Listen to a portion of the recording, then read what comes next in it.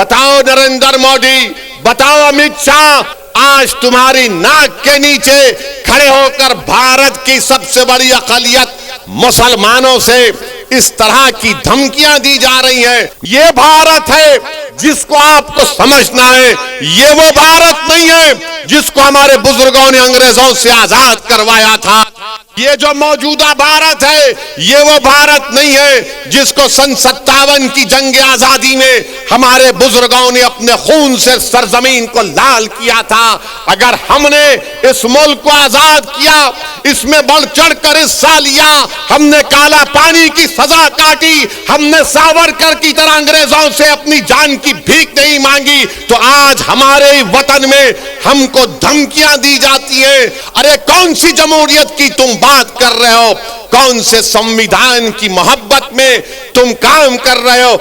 ये भारत के दुश्मन है, ये भारत के संविधान के दुश्मन है, ये अंबेडकर के दुश्मन है, ये गांधी के दुश्मन है, ये मौलाना अबुल कलाम आजाद के दुश्मन है, ये मुजाहिदीन आजादी के दुश्मन है।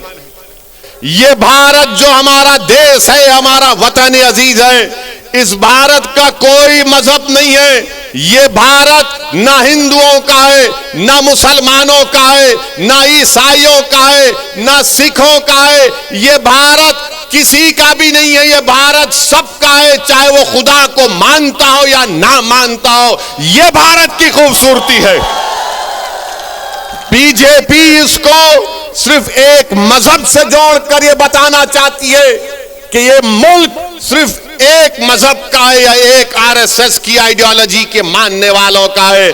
आरएसएस वालों, तुम क्या एक मिसाल पेश कर सकते हो कि मुल्क की जंग आजादी में तुम्हारे कौन से लोगों ने अंग्रेजों के खिलाफ आजादी में हिस्सा लिया? क्या तुम्हारे किसी एक लीडर का तुम नाम बता दो। अरे तुम तो अंग्रेजों से मिले हुए थे। तुम्हारे उस वक्त के सर संचालक ने कहा था,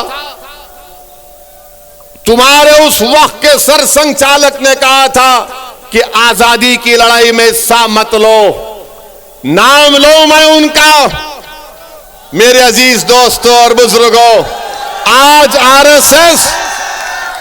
आरएसएस भारत के मुसलमानों को देशभक्ति सिखा रही है। जब जरूरत थी अंग्रेजों के खिलाफ लड़ने की तो आप तो खामोश बैठे हुए थे। जब जरूरत थी जेल को जाने की तो आप अपने घर में बैठे हुए थे। अरे हमने हर मैदान में इस मुल्क को अंग्रेजों की गुलामी से आजाद करवाया। नरेंद्र मोदी की जबान से आप कभी नहीं सुनेंगे कि आरएसएस ने इस मुल्क की आजादी के लिए अपना खून या पसीना बहाया। नरेंद्र मोदी बात करेंगे औरंगजेब की, नरेंद्र मोदी बात करेंगे शिवाजी की। नरेंद्र मोदी कभी बात करो सन 57 की जंग आजादी में। बताओ ये लोग आज जो नफरत फैला रहे हैं, इनका क्या रोल रहा? इनका कोई रोल नहीं रहा। बात करते हैं तो जिना की बात करते हैं। अरे इसी सरजमीन से हमने टू नेशन थियरी को रिजेक्ट किया, मुस्तरद किया। हमने इंडियन नेशनलिज्म और कॉम्पोजिट कल्चर की बात की थी। तुमको अगर गांधी से मोहब्बत है तो भारत के मुसलमानों से ही मोहब्बत रखो, क्योंकि गांधी ने भूख हड़ताल की थी पार्टीशन के वक्त, जब मुसलमानों को काटा जा रहा था फसादात में।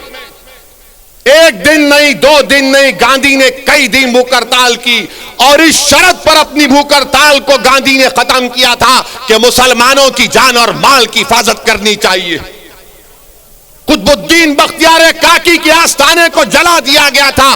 गांधी ने कहा कि उसको बनाना पड़ेगा, तब मैं भूख हड़ताल खत्म करूंगा। अरे गांधी से मोहब्बत है तो मुसलमानों से नफरत क्यों है? तुमको बताओ हमको। मेरे अजीज दोस्तों और बुजुर्गों, ये बात को आपके सामने इसलिए बयान कर रहा हूं ताकि ये जो रात अंधेरी है, मैं पिछले 5 साल से कह रहा हूं, मेरी तकारीर उठाकर देख लो कि ये अंधेरी रात लंबी रहने वाली है। ये अंधेरी रात लंबी रहने वाली है। याद रखो मेरी इस बात को। हाँ, इस अंधेरी रात में सेकुलर जहन रखने वाले हमारे हिंदू भाई आज भी हैं, जो इस अंधेरी रात में जुगनू की तरह चमक कर कुछ उम्मीद की शमा जलाए बैठे हैं। मगर याद रखो, ये अंधेरी रात है जो नफरत फैला रहे हैं, ये भारत के दुश्मन हैं जो मुसलमानों को खत्म करने की बात कर रहे हैं, ये भारत के दुश्मन हैं, ये भारत के संविधान के दुश्मन हैं, ये अंबेडकर के दुश्मन हैं, ये गांधी के दुश्मन हैं, ये मौलाना अबुल कलाम आजाद के दुश्मन हैं, ये मुजाहिदीन आजादी के दुश्मन हैं।